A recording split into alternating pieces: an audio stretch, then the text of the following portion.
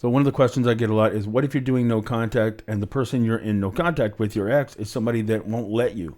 And that can happen in a variety of ways. Let's say that maybe you work together, or maybe you share a business together. Maybe you've been married, and maybe you're not, but you have kids together. If you are married and you're getting a divorce, there are going to be lawyer meetings. There are going to be a lot of times where you're trying to split everything up. So how do you do no contact when no contact is impossible?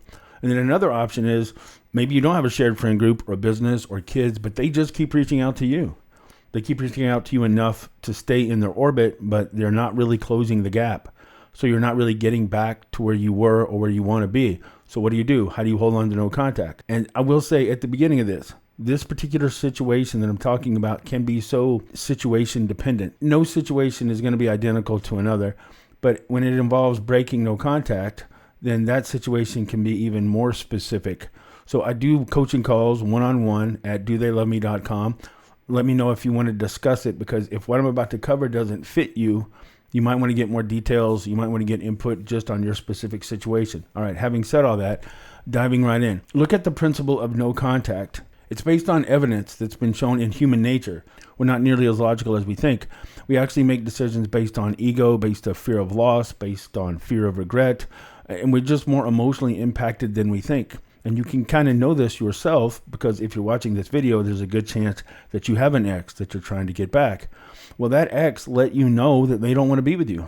Some people watching this video, their ex let them know they don't want to be with you in a very painful, deceptive, manipulating, and cruel way. If we were as logical as we thought we were, well, the way that you've been treated should give you every reason to walk away.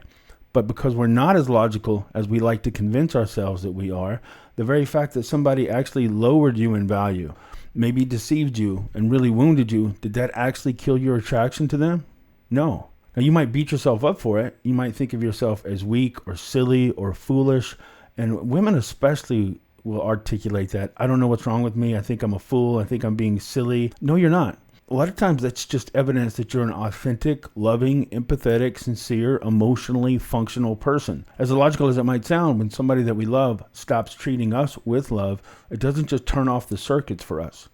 Those feelings were built over time, and if they're authentic, they don't just easily go away. So stop beating yourself up because you're sincere. As illogical and as unnatural and anti-intuitive as it feels, you're kind of the evidence that when somebody stops giving you a sense of value, somebody that you've expected and come to lean on for a sense of worth withdraws it from you, instinctively, it makes you want to chase. It makes you want to understand. It makes you want to reclaim that sense of worth and value that person was giving you.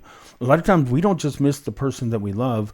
We miss the person that person made us feel like we are. In other words, your ex isn't just the person you love.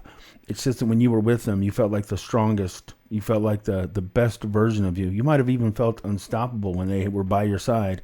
And now that they're gone, you feel judged, you feel rejected, you feel broken. And if you can just get them back, you know you can reclaim your own sense of identity and your own sense of strength. So again, that's the principle no contact is built on. The idea that if somebody's giving you a consistent sense of value, meaning, worth, acceptance, and feeling wanted, and then they withdraw it, it's going to instinctively create this compulsion for them to go reclaim it. It's already worked on you. You can let it work for you as well. But how that looks in real life is going to alter. It's going to change a little bit depending on your situation. But let's say that you have shared custody or you have kids with somebody that's your ex and you're trying to do no contact with. Well, as strange as it sounds, that can be one of the easier ones. And don't get me wrong, I know emotionally it's very challenging. But what I mean is the children are going to be an authentic, vital source in need of your attention. Right? So when you're engaging with your ex, if you have kids, make the kids the focus. Be there for the kids. That's not only best for the kids, but it's also best for projecting the kind of strength that you need to project to trigger re-examination. In other words, if you use the kids as an excuse to focus on your ex, it's going to work against you in multiple ways. But if your kids just happen to be a reason for the two of you to have interaction, but you keep the focus on the kids. You interact with them when you need to, and I don't mean be cold, I don't mean be apathetic, I don't mean to come off like you don't care. Be warm, be relaxed, be confident when you're with them, but make the kids the focus. The same thing if you end up having to work with them, if you have a shared business, or you just have a shared group of friends. Don't feel like you have to avoid going and hanging out with your friends because they might be there. The more you're doing that, the more you're reinforcing the idea that they impact your life so much that you can't be around them without falling apart, or it's just so awkward. What projects more strength is if it's your group of friends as much as theirs, go hang out with your friends. When you see them, don't ignore them. You can even acknowledge them with a smile on your face and like a half hug, but don't make them the center of your attention. Don't let yourself talk yourself into giving them little longing looks of maybe and I miss you, do you miss me, or so how have you been, with this hint of sadness in your voice. No, you want to actually project a resilience that you might not feel. Don't ignore them, interact with them, acknowledge them, but let everybody else be the source of your attention. But at the same time, don't act like you're out of your mind, overboard, having the time of your life with the red Solo cup in your hand. Oh, it's a party. You've never been happier. That's obnoxious and it's transparent. But let them see that you've got a smile on your face, that you can laugh and interact with your friends, that whatever you're doing, whatever event you're at, whatever it is, that it's enough to make you remember that you enjoy your life and you enjoy your friends. That's what I mean by be on display, but not in pursuit. Because human nature makes us actually wonder why the person who used to be chasing us isn't chasing us anymore. It leaves them with the feeling of, well, that was odd. I just saw my ex who I broke up with. Did he seem sad? No. Did he seem angry? No. He actually seemed good. Or she actually seemed relaxed. She was having a good time. She was interacting with the other friends. In other words, you're reminding them of the best version of you, even though you're not with them. That best version of you is still there underneath all the pain. That's still who you are. Let them see that. When they see it, it makes them kind of second guess. It makes them wonder if maybe they made a mistake. So anytime you have a chance to interact with them, it can be a good thing. It's just a bad thing if you look at it like, well, now it's going to sabotage my no contact all the time. Pursuit, persuasion, and pleading. Don't do those things. As long as you're not doing those things, if they see you, that can work to your advantage. The other thing is, it doesn't really fall into the I work with them, I'm married to them, or we have kids. But a lot of times your ex will break no contact on their own consistently, always reaching out to you. Now, at first, like the normal plan is, all right, we'll just match whatever level of affection they initiate. You don't want to ignore them. If you ignore them, then how are you supposed to get back together with somebody that you refuse to be in contact with? But I will say, if they keep doing it, and this will especially happen with certain subsets of borderline, they want to be free of the expectation of long-term affection. They don't really know how to process knowing that other person they almost feel responsible for maintaining a level of affection for you. They don't like to process that. They kind of have a pullback, almost an allergic reaction emotionally to feeling like they're responsible for that in a relationship. But what they will do a lot of times is it's like being trapped between a fear of engulfment and a fear of abandonment. So a lot of times after they break up with you and they stop idealizing you, they want you out of the relationship, but they don't want you gone. So somebody wrestling with especially a couple of the subsets of borderline will kind of keep breadcrumbing you. And it's not because they're narcissistic. It's not because they're intentionally trying to manipulate you. It's because inside they have a compulsion and anxiety that they can't control. And when you're gone too long or you've gone too quiet, they just need to prod you. They need to poke you. They need to do something to just reinforce and reassure them that you're still there. So they'll keep breaking your no contact on purpose. If you find yourself in that situation, you actually have to get more withdrawn. And eventually, if they've been doing this to you for months, then stop responding. You don't have to be cold. I don't mean you just ignore them, but just tell them, hey, look, honestly, I'm a little confused. I think it's time that we both just accept that we're going to move on.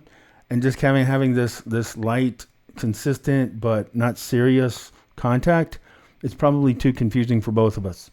So project the strength and willingness to move on completely. So again, don't ignore somebody in no contact.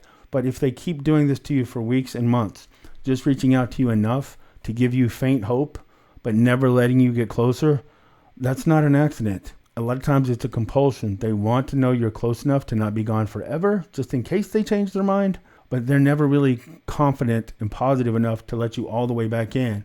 To get past that sticking point, you have to project even more than before that you're ready to move on. It's a little scary to do, but a lot of times it works.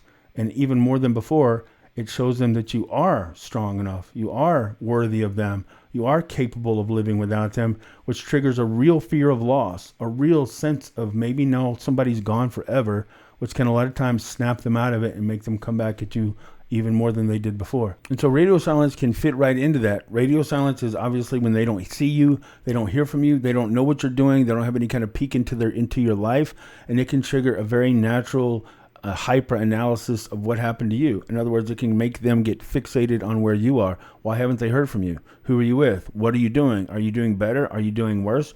And while their imagination is running wild, trying to figure out what's happening in your life, they're also more conscious of what they're missing from their life without you in it. That new person, if they started dating the new person, there's going to be a lot of great things about them that they're fascinated and fixated on. But they're also going to be remembering some of the things you did that the new person doesn't do, because that other person isn't actually going to live up to perfection. And part of the ways they're going to fail will overlap with some of the ways that you excelled. So that's a natural part of it. So that's why radio silence can really work. But radio silence isn't an absolute must for the basic principle of no contact. When you're really violating the core tenet of no contact is when you start implementing intention. So in other words, when you start engaging in actions that can clearly and will be clearly seen as pleading, as pursuing, as you making some kind of a passionate plea. There's a lot of P words in there. So in other words, a good example, I've had a client say this to me. I ran into her and her mom at the store, and I've been in no contact for 2 months. Did I just ruin 60 days of no contact because I bumped into her next to the tangerines at the local Kroger store? No, you didn't. You just broke radio silence, but that doesn't break no contact. No contact is when you initiate and demonstrate a desire to reconnect with them. You sending them an email, you leaving flowers, you doing something. If you just happen to bump into somebody, and the same is true if you work with them, the same is true if you have kids. The core tenet you want to protect is, are you engaging in being proactive? Are you the one trying to initiate? Because go back to this metaphor that I use. Imagine that your relationship is like a house. And when they break up with you, it's like they're asking you to move out of the house. Well, most of us will plead and pursue and try to talk them out of it. And even if we accept the breakup, we'll say something like, if you change your mind, let me know, I'm here. So in other words, it's like we're going out the door and emotionally we're camping out on their porch. So if they have the idea after they broke up with you that you went out the front door in this metaphorical house and now you're camped out on the porch, that's not no contact. Being camped out on the porch is when you're still telling them, hey, I'm here. Hey, do you want to talk? Hey, I think we could give this one more try. I really want to do this. I really think we belong together. Well, now you're in pursuit. Now you're pleading. The more pleading you have, the more it verifies to them that they haven't lost you. You're right there. Running into you at the store, or having to share custody with kids, or maybe even working together, and sometimes even having the same friend group, you can actually use all of those things to your advantage if you know how to handle it. Don't feel like you have to avoid them. If you're going to see them and you don't really have any choice, but if you're doing that possession drop off, that's another example that fits into what I'm saying. So the saying we use here is be on display without being in pursuit. In other words, if you're going to be, let's say that you run into them at the grocery store, well, don't ignore them. Mad and sad are both bad. Pardon the rhyme. But being angry or being heartbroken actually communicates and lets them know that they still have massive impact on you. It lets them know that you're still on the porch. It lets them know you're still within emotional reach. So when you're actually more relaxed and just kind of calm and just react to them like they're any other friend. If it's your ex and it's a female, imagine it's your friend's ugly sister that had a crush on you. If it's a guy and you see him and it's your ex, just imagine that it's a guy that's had a crush on you for a long time, but it's like that, I don't know, 700-pound guy with the bad hair and the bad acne and the bad breath. The idea is, think of somebody that you don't want to offend, but you don't want to accidentally encourage. Whoever that is in your life. Most of us know somebody that we like a lot as a person that we don't want to date. However you treat that person, that's how you now treat your ex. But with a combination of being warm, relaxed, but brief, it really puts them into a tailspin. Human nature makes us feel like even if we know why we don't want to be with them, we like knowing they want to be with us. And imagine that you just saw somebody that last you heard was crazy about you, that really wanted to be with you, that thought you were amazing, but you had to break their heart because you decided you could do better or you found somebody else. Well, now imagine you see them and they don't act like they're crazy about you. Whether you admit it or not, that's going to land a little ding on your ego. And especially if last time you saw them, they were desperate to get you back and now they seem fine. And now they just give you a little bit of a head nod and they keep moving. You might not believe it at first, but if you have repeated interaction with somebody and they seem resilient and confident and fine, even if you don't believe it in the moment, you're going to start believing it over time. So like in one situation, I had a client that went to church with the girl that broke up with him. And I told him, keep going to church. Well, what happens if we see each other? Well, give her a little head nod, give her an acknowledgement. Don't take the eye contact as an invitation to go interact with her, but don't avoid her. That seems like something somebody does when they're just too hurt or they're just too angry. So just be relaxed. Imagine that that's a girl that you broke up with. How would you react to it if you were the one that made the choice? Well, you wouldn't want to be mean. You wouldn't want to be cruel. So you just give a little acknowledgement and you keep going. Like I've used this example in the past, but imagine that you're breaking up with somebody and they said, no, please don't do this. Please, I think we're going to be great together. I think we could work this out. Just tell me what I want. Tell me what you need me to change. Well, all of that logically sounds good. You have somebody of worth and value telling you they'll do whatever that they can just to get another chance with you. Logically, you should take them up on that. But somehow them lowering themselves to become whatever you need isn't really attractive. But now imagine you're breaking up with the same person and that same person said, okay, well, I didn't see this coming, but I guess if I'm not the one you want, then I don't want to be with somebody that doesn't want to be with me. And you know what? There was a really cute guy that was asking me out on the way here. And I said, no, I thought we were going to be together, but I think I can still go catch up with him. And then the girl runs away. Or the same thing happens in a guy situation. Which one is going to make you second guess your decision?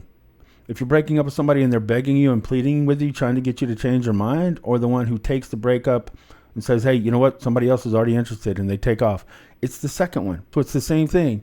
Every time they have a chance to interact with you, don't avoid them.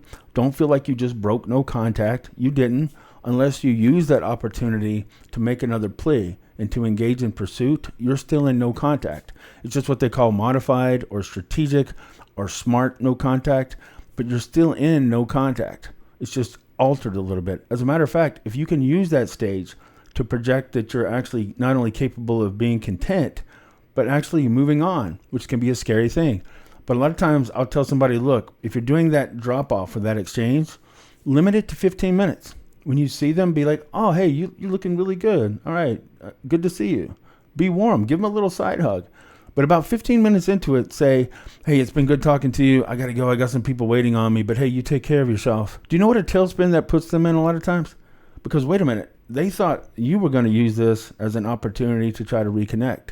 They thought you were going to try to extend this moment because the last thing they heard, you were really excited to have a chance to be with them. And now you're actually the one that's wrapping up this potentially last time we're going to see each other.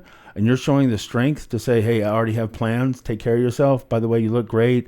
Hey, thanks. No hard feelings, whatever it is. But if you end it with strength, it's going to leave them very confused. Just remember the key principle, the primary pillar, the foundation of no contact is you projecting more strength than they anticipated that you could, more resilience, more willingness, and the capability of moving on without them. So those are just a few examples of what broken no contact or broken radio silence can look like. And I know sometimes those situations can be just more complicated and difficult to fit into a general view of no contact. So again, if this is what you're going through, then broken no contact is one of those situations where a phone call can be of use. So if that sounds like it might be helpful to you, you can schedule a call with me at dotheyloveme.com and we can walk through the steps of your situation.